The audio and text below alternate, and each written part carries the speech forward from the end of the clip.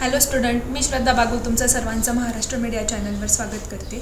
आज आपण इयत्ता 6वीचे इतिहास व नागरिकशास्त्र हा विषय बघणार आहोत। सुरू करण्याआधी अजूनही तुम्ही महाराष्ट्र मीडिया चॅनलला सबस्क्राइब केले नसेल तर नक्की करा आणि व्हिडिओचे सर्वात पहिले नोटिफिकेशन मिळवा। महाराष्ट्र मीडिया चॅनलवर 1ली ते 12वी पर्यंतच्या सर्व विषयांचे व्हिडिओ तुम्हाला अवेलेबल होतील, तर नक्की बघा। तर मागील व्हिडिओमध्ये आपण इतिहासाची साधने हा पाठ अभ्यासला होता। आजच्या व्हिडिओमध्ये आपण हडप्पा संस्कृती हा धडा अभ्यासणार आहोत। तर आपण आजच्या व्हिडिओला सुरुवात करूया। आज आपण जो धडा अभ्यासणार आहोत त्या धड्याचं नाव आहे हडप्पा संस्कृती। यामध्ये आपण काही महत्त्वाचे मुद्दे अभ्यासणार आहोत। त्या मुद्द्यांचा आधी आपण डिस्कशन करू।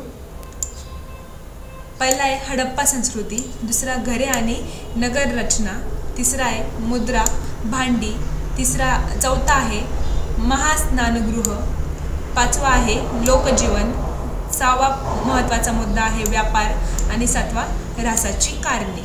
तर आपण सुरुवात करूया। तर आपण पहिला मुद्दा अभ्यासणार आहोत हडप्पा संस्कृती। इसवी सन 1921 मध्ये पंजाबमधील रावी नदीच्या काठी हडप्पा येथे उत्खनन प्रथम सुरू झाले, म्हणून या संस्कृतीला हडप्पा संस्कृती हे नाव मिळाले। या संस्कृतीला सिंधू संस्कृती या नावाने ओळखले जाते। इथे आपल्याला सांगितलेलं आहे इसवी सन 1921 मध्ये पंजाबमधील जी रावी नदी आहे त्या नदीच्या काठी हडप्पा येथे उत्खनन प्रथम सुरू झाले, म्हणून या संस्कृतीला हडप्पा संस्कृती हे नाव मिळाले। या संस्कृतीला सिंधू संस्कृती या नावानेही ओळखले जाते। हडप्पाच्या दक्षिणेला सुमारे 650 किलोमीटर अंतरावर सिंधू नदीच्या खोऱ्यात मोहेंजोदडो येथे उत्खनन झाले। हडप्पा आणि मोहेंजोदडो या दोन्ही स्थळांच्या उत्खननातून वस्तू आणि वास्तू यांचे जे अवशेष सापडले त्यांच्यात कमालीचे साम्य होते। हडप्पाच्या दक्षिणेला सुमारे 650 किलोमीटर अंतरावर सिंधू नदीच्या खोऱ्यात मोहेंजोदडो येथे उत्खनन झाले। हडप्पा आणि मोहेंजोदडो या दोन्ही स्थळांच्या उत्खननातून वस्तू आणि वास्तू यांचे जे अवशेष सापडले त्यामध्ये कमालीचे साम्य होते, म्हणजे ते वास्तू आणि वस्तू बऱ्यापैकी सारखे होते। धोलावीरा, लोथल, कालीबंगन, दायमाबाद इत्यादी ठिकाणी उत्खननात अशाच प्रकारचे अवशेष सापडले आहेत। हडप्पा संस्कृतीची वैशिष्ट्ये सर्वसाधारणपणे सर्वत्र सारखीच आढळतात। नगर रचना, रस्ते, घर बांधणी, सांडपाण्याची व्यवस्था, मुद्रा, भांडी, खेळणी, मृतदेह पुरण्याची पद्धत यांचा यात प्रामुख्याने समावेश होतो। आपण दुसरा महत्त्वाचा मुद्दा अभ्यासणार आहोत घरे आणि नगर रचना। हडप्पा संस्कृतीच्या लोकांची घरे आणि इतर बांधकामे प्रामुख्याने भाजक्या विटांची होती। काही ठिकाणी कच्च्या विटा आणि दगडांचा वापरही बांधकामासाठी केला जाई। मधोमध चौक आणि त्याभोवती खोल्या अशा प्रकारची घरांची रचना असे। घरांच्या आवारात विहिरी, स्नानगृहे, शौचालय असत। सांडपाणी वाहून नेण्याची उत्तम व्यवस्था असे। त्यासाठी मातीच्या भाजक्या पन्हाळींचा उपयोग केला जाई। रस्त्यांवरील गटारे विटांनी बांधून काढलेली असत, ती झाकलेली असत। यावरून सार्वजनिक आरोग्याबद्दल ते किती जागरूक होते ते दिसते। हडप्पा संस्कृतीमध्ये जी लोक होती त्या लोकांची घरे आणि इतर बांधकामे प्रामुख्याने भाजके विटांची होती। काही ठिकाणी कच्च्या विटा आणि दगडांचा वापरही बांधकामासाठी केला जात होता। मधोमध चौक आणि त्याभोवती खोल्या अशा प्रकारची घरांची रचना असे। घरांच्या आवारात विहिरी, स्नानगृह, शौचालय असत। सांडपाणी वाहून नेण्यासाठी उत्तम व्यवस्था केलेली असे। त्यासाठी मातीच्या भाजक्या पन्हाळींचा उपयोग केला जाई। रस्त्यावरील गटारी विटांनी बांधून काढलेली असत, ती झाकलेली असतात। यावरून सार्वजनिक आरोग्याबद्दल ते किती जागृत आहे, किती काळजीपूर्वक आहे ते आपल्याला इथे दिसून येते। रस्ते रुंद असून एकमेकांना काटकोनात छेदतील अशा पद्धतीने बांधलेले असतात। त्यामुळे तयार होणाऱ्या चौकोनी मोकळ्या जागेत घरे बांधली जातात। नगरांचे 2 किंवा अधिक विभाग केलेले असत। आणि प्रत्येक विभागाला स्वतंत्र तटबंदी केलेली असेल. तिसरा मुद्दा आपण इथे अभ्यासणार आहोत, मुद्रा भांडी. हडप्पा संस्कृतीच्या मुद्रा प्राधान्याने चौरस आकाराच्या स्टेटाईट नावाच्या दगडापासून बनवलेल्या जातात. मुद्रांवर विविध प्राण्यांच्या आकृती आहेत.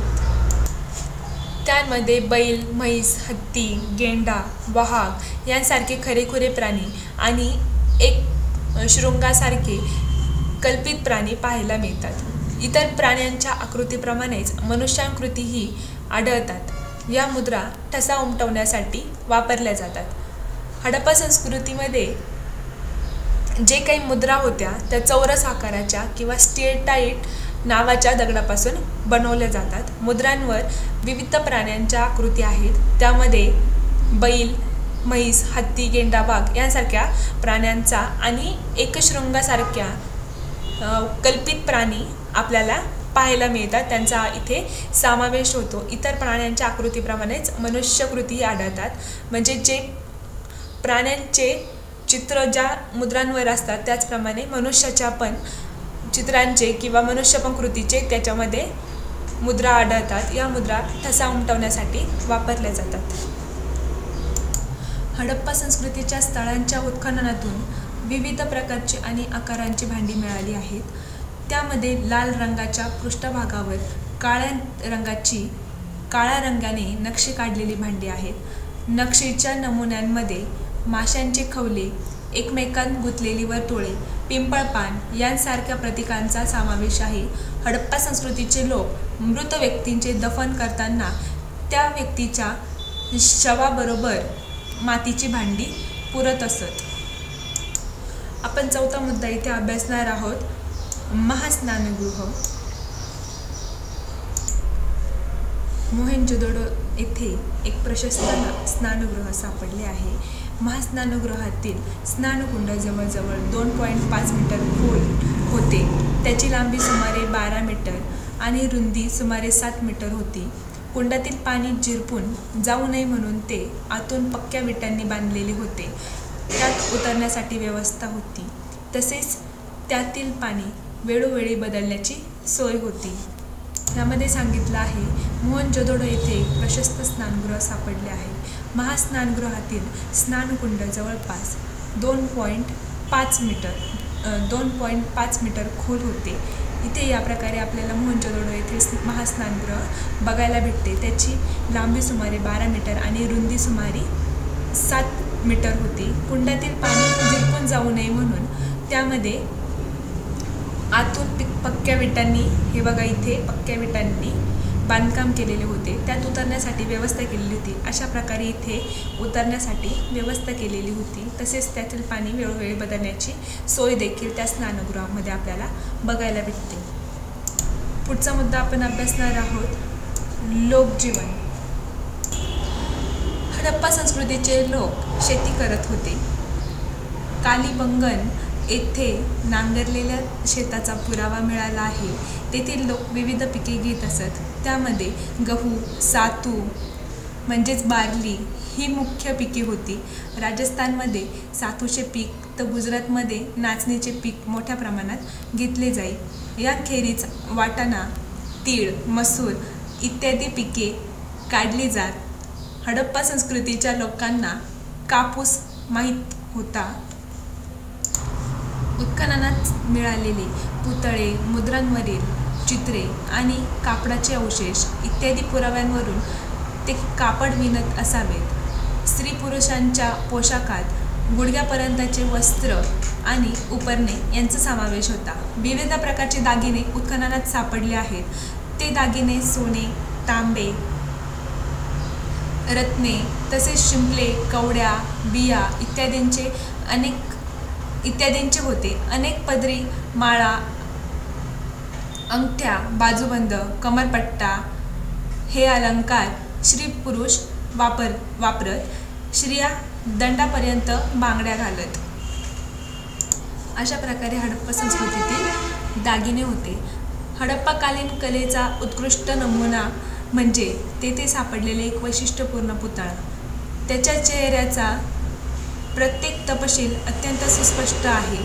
एवढंच नव्हे तर त्याने खांद्यावरून घेतलेली शाल आणि त्या शालीवरील त्रिदलाची नक्षी अत्यंत सुंदर रीतीने दाखवली आहे. हा हडप्पाकालीन कलेचा नमुना आहे. पुढचा मुद्दा आपण इथे अभ्यासणार आहोत, व्यापार. हडप्पा संस्कृतीचे लोक भारतात त्याचप्रमाणे भारताबाहेरील देशांशी व्यापार करत असे. सिंधूच्या खोऱ्यात चांगल्या दर्जाचा कापूस होत असे. तो पश्चिम आशिया, दक्षिण युरोप आणि इजिप्त या प्रदेशांना निर्यात होत असे. सुती कापड देखील निर्यात होत असे. इजिप्तमध्ये मलमलीचे कापड हडप्पा संस्कृतीचे व्यापारी पुरवत असत.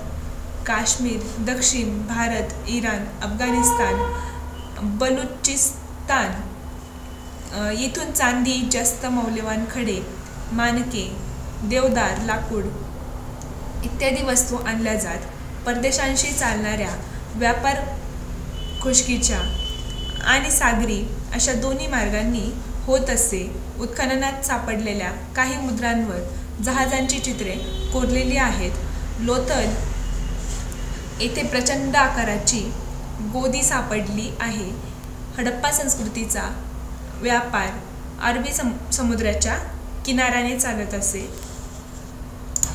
यामध्ये आपल्याला हडप्पा संस्कृतीच्या काळामध्ये किंवा तेथील लोक कोणत्या प्रकारे, कशा प्रकारे आणि कशाचा व्यापार करायचा, कोणत्या देशांशी व्यापार करायचे याची माहिती आपल्याला इथे दिलेली आहे.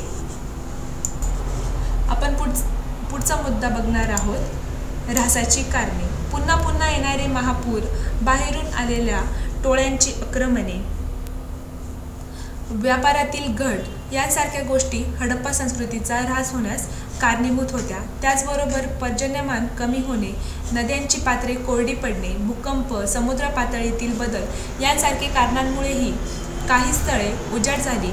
अशा कारणांमुळे लोकांनी मोठ्या प्रमाणावर स्थलांतर केली आणि हडप्पा संस्कृतीमध्ये शहराचा ऱ्हास झाला. हडप्पा संस्कृती ही भरभराटीला आलेली संपन्न अशी नागर संस्कृती होती. तिने भारतीय संस्कृतीचा पाया घातला. येथे हडप्पा संस्कृती ऱ्हास होण्याची आपल्याला कारणे दिलेली आहेत. त्यामध्ये सांगितलेले आहे जे पुन्हा पुन्हा होणारे महापूर, बाहेरून आलेल्या टोळ्यांचे आक्रमण, व्यापारातील घट यांसारख्या काही कारणांमुळे हडप्पा संस्कृतीचा ऱ्हास झाला.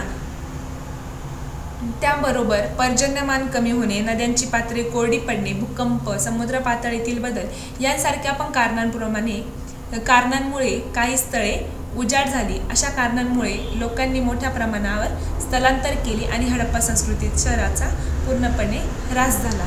अशा प्रकारे इथे आपला हा धडा संपलेला आहे. भेटूया पुढच्या व्हिडिओमध्ये. धन्यवाद.